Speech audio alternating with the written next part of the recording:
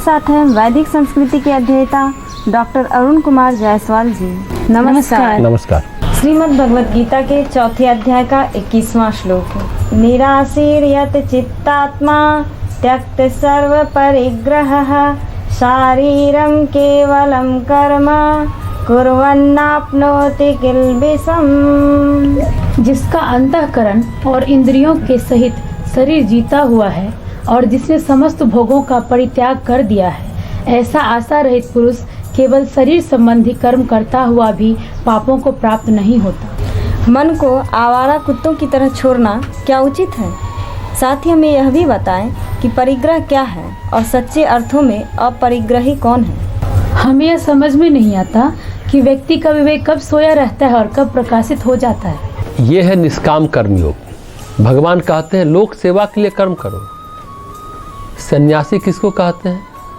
पहली बात जो निराशी है, जिसने आशाओं का परित्याग कर दिया है। आशा रहित, कोई आशा या कोई इच्छा नहीं है, न दुनिया से, न समाज से, न भूत से, न वर्तमान से, न भविष्य से, न अपने आप से, कोई आशा नहीं। निराशी। यहाँ यह बात ध्यान देने योग्य है कि निराश और निराशी दोनों शब्द अलग अलग हैं। निराश शब्द सामान्य क्रम में लिखा जाता है जो हताश है, परेशान है, चिंतित है। लेकिन इच्छा रहित जो व्यक्ति है वो ऐसा है कि उसने आशाओं की व्यर्थता को समझ चुका है और आशाओं से जो परे हो चुका है, वह जान चुका है कि चीज़ें क्षणभंगुर हैं।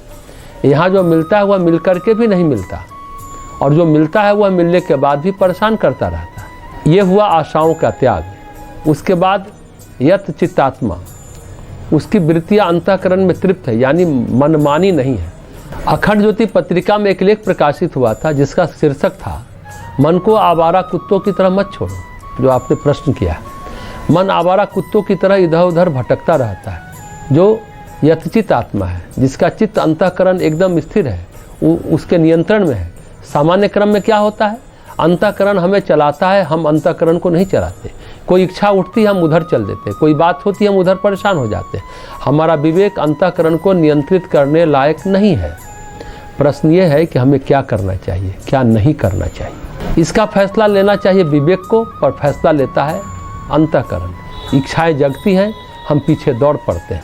अंतःकरण में कोई उमंग उठी, हम भाग लिए। ये विवेक फैसला नहीं करता हमें इस समय इस घड़ी में क्या करना चाहिए। तो भगवान कहते हैं त्यक्तम सर्व परिग्रह, परिग्रह का त्याग कर दिया। परिग्रह के बारे में महर्षि पतंजलि बहुत अच्छी बात कहते हैं। अगर अपरिग्रह है तो इसके लिए क्या बात है? उनके सामने सारे जन्मों के घटनाक्रम स्पष्ट हो जाते हैं। पतंजलि कहते हैं अगर अस्ते रहे, यानी चोरी करने का भाव नहीं रहे, चोरी नहीं करेंगे, ऐसा दृढ़ निश्चय हो जाए, मन में चोर न रहे, ये बात आ जाए, तो धरती के, प्रकृति के सारे रत्न प्रकट हो जाए।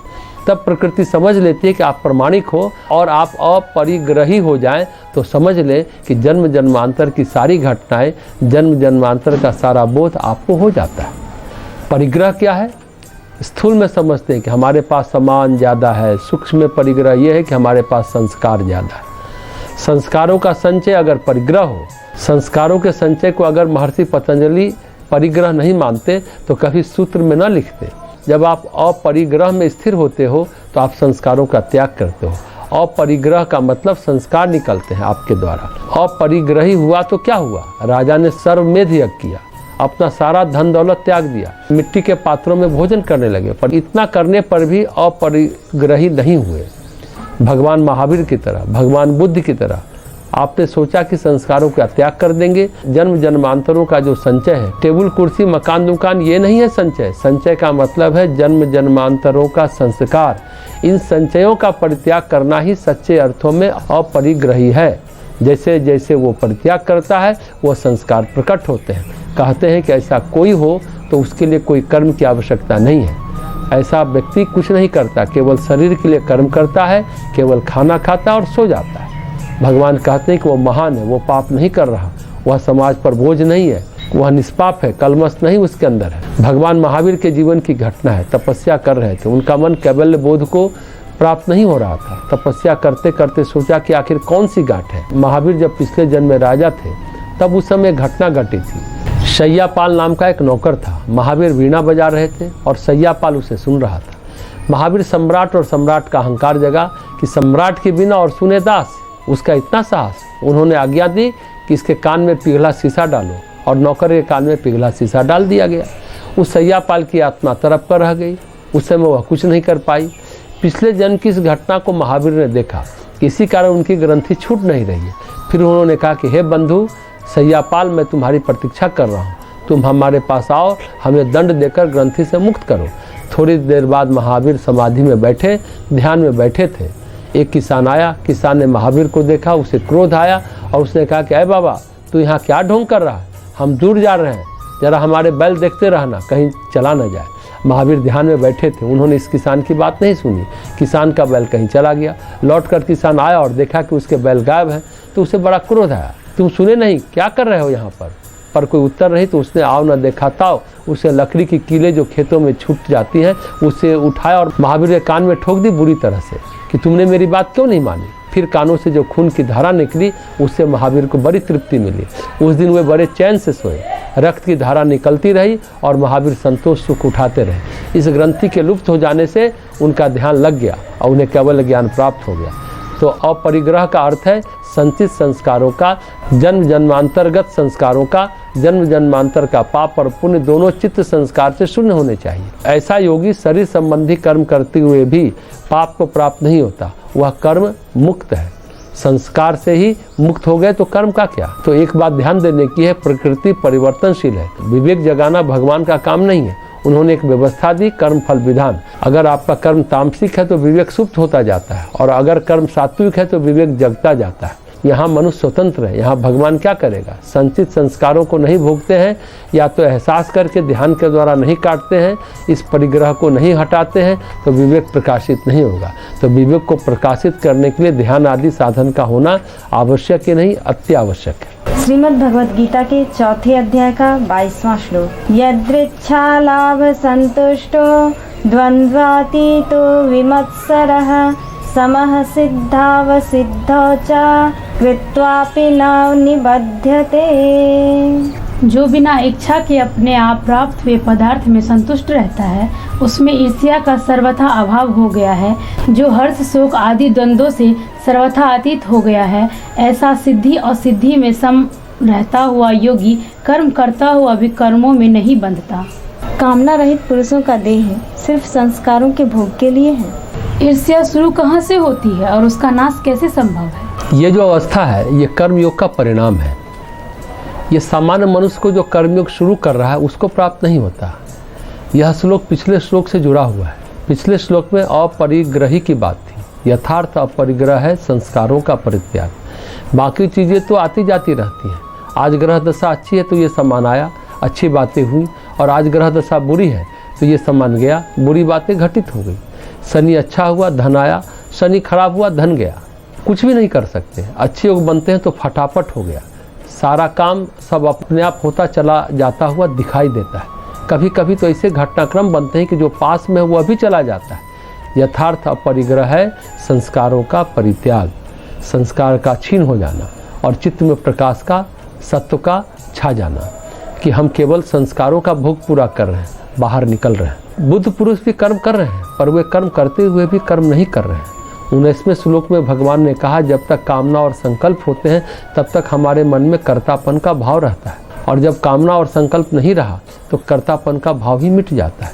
तो भगवान इस श्लोक में कहते हैं कि जब आप यह महसूस करने लगते हैं कि देह सिर्फ संस्कारों के भोग के लिए है, तो जो मिल जाता है उससे प्रसन्न रहते हैं, उससे संतुष्ट रहते हैं।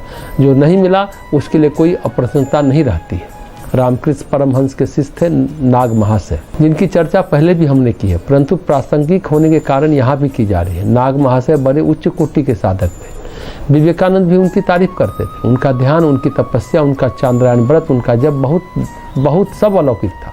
इतना अलौकिक था कि जब रामकृष्ण परमहंस को कैंसर हुआ तो उन्होंने नाग महाशय से कहा कि सुना है कि तू बड़ा तपस्या करता है, मेरे गले में बड़ा दर्द होता है, क्या तुम उसे ठीक कर सकते हो। तो नाग महाशय ने कहा, हाँ, आपके आशीर्वाद से ठीक कर सकता हूँ। ऐसा कर गले को छूने के नाग महाशय ने हाथ बढ़ाया तो रामकृष्ण परमहंस पीछे हट गए और बोले, हाँ, मालूम है कि तू ठीक कर सकता है, पर मुझको ठीक नहीं होना है, ऐसे ही रहने दो। तो नाग महाशय की तपस्या अत्यंत उत्कृष्ट थी। एक बार खुद नाग महाशय बीमार पड़े, बहुत बीमार पड़े, लगता था मर जाएंगे, बेहोश हो गए, कई दिन बेहोश रहे। फिर उसके बाद उन्हें होश आया तो प्रसन्न मन से जाग गए। लोगों ने कहा कि लगता है कि आपका शरीर छूट जाएगा, तो उन्होंने कहा कि नहीं, भोग पूरा हुए बिना कोई मरता थोड़ी है, केवल कष्ट पाता है। भोग अच्छा हो या बुरा मिलता ही है। तो भगवान कहते हैं कि जो इच्छा नहीं करता, जो मिल जाए उसी में संतुष्ट रहता है, सभी द्वंद्वों से अतीत रहता है, वही यथार्थ में कर्मयोगी है। जब तक कामनाएं रहती हैं तब तक द्वंद्व रहता है, जब तक लाभ हानि की चिंता होती है तब तक द्वंद्व पीछा नहीं छोड़ता है। पर जैसे जैसे चित्त प्रकाशित होता जाता है, मनुष्य अपनी आत्मा में स्थित होता जाता है और कामनाएं भी खत्म हो जाती हैं, ईर्ष्या भी खत्म हो जाती है। ईर्ष्या शुरू कहाँ से होती है? कलेक्टर को कलेक्टर से, मंत्री को मंत्री से, चपरासी को चपरासी से। चपरासी को प्रधानमंत्री से ईर्ष्या नहीं होती है। आप जिस तल पर खड़े हैं उस तल पर सामने जो व्यक्ति खड़ा है उससे आपको ईर्ष्या होगी। जब आप आगे निकलना चाहते हैं तो ईर्ष्या है, किसी के पास ज़्यादा है तो ईर्ष्या है, दौड़ में है तो ईर्ष्या है। जब आप टिक गए हैं, दौड़ से हट गए हैं, स्थिर हो गए हैं तो ईर्ष्या भी खत्म है। यह अवस्था योगी की तब होती है जब वह तम एवं रज को पार करके सत्य में स्थिर हो जाता है। बुद्ध भगवान अंगुलीमाल के पास गए, राजा प्रसेनजीत की फौज जिसके आगे नाकाम हो गई थी। बुद्ध भगवान जंगल में गए तो अंगुलीमाल ने उनको देखा और सोचा कि ये तो पहला आदमी है जो हमसे डरा नहीं, चला रहा है। तो उसने कहा कि भिक्षु ठहर जा, जानता नहीं मैं कौन हूँ और तू आगे बढ़ रहा है, मैं तुझे मार डालूंगा। बुद्ध बोले मैं तो ठहरा हूँ, भटक तो तू रहा है। दूसरी बात, मरे हुए किसी को मारा नहीं करते, मैं तो तेरी आत्मा को जीवन दे रहा हूँ, तू मुझे क्यों मारेगा? तो जो सत्य में स्थित है, वह व्यक्ति जो दौड़ से बाहर है, वे किसी से ईर्ष्या नहीं करते। जब तक ईर्ष्या है समझिए कि आप किसी दौड़ में शामिल हैं। मतलब रज की क्रियाशीलता है, तम की जड़ता है। तम और रज के प्राबल्य से ही द्वंद्व और ईर्ष्या होती है। फिर भगवान कहते हैं सिद्धि और असिद्धि में, सफलता और विफलता में, प्राप्ति और अप्राप्ति में जो समान है। क्योंकि जब व्यक्ति अपने आत्मस्वरूप में स्थिर हो जाता है, जब उसके अंदर सत्य का प्रकाश फैल जाता है, तब लगता है कि कुछ पाना नहीं है। पाने की जब तक चाह है तब तक अपूर्णता का एहसास है। जब तक आप कुछ पाना चाहते हैं तब तक आप महसूस करते हैं कि आप अपूर्ण हैं। जब आप पूर्णता को महसूस करते हैं तो सिद्धि और असिद्धि दोनों निरर्थक हो जाते हैं। कर्म तब तक बांधते हैं जब तक कामना है, आसक्ति है, संकल्प है, कुछ पाने की इच्छा है, अपूर्णता का बोध है। लेकिन व्यक्ति जब अपने सत्व में, स्वरूप में पूरा स्थिर हो गया है, फिर कुछ नहीं लगता, केवल संस्कारों का भोग पूरा कर रहे हैं ऐसा लगता है। फिर जो प्रारब्ध है वह क्षीण होता चला जाता है और अंत में शरीर भी झड़ जाता है, कोई अस्तित्व भी नहीं बचता। उसके लिए न कर्म का कोई अस्तित्व है, न शरीर का, न प्राप्ति का, न अप्राप्ति का। क्योंकि जहाँ तक प्राप्ति अप्राप्ति द्वंद्व है वहाँ तक प्रकृति का राज्य है। और योगी साधु प्रकृति को पार कर पुरुष स्वयं में प्रतिष्ठित होता है। ऐसे के लिए क्या बंधना और क्या न बंधना। ऐसा व्यक्ति कर्म करते हुए भी बंधन को नहीं प्राप्त होता है, क्योंकि उसको लगता है कि वह तो केवल माध्यम है।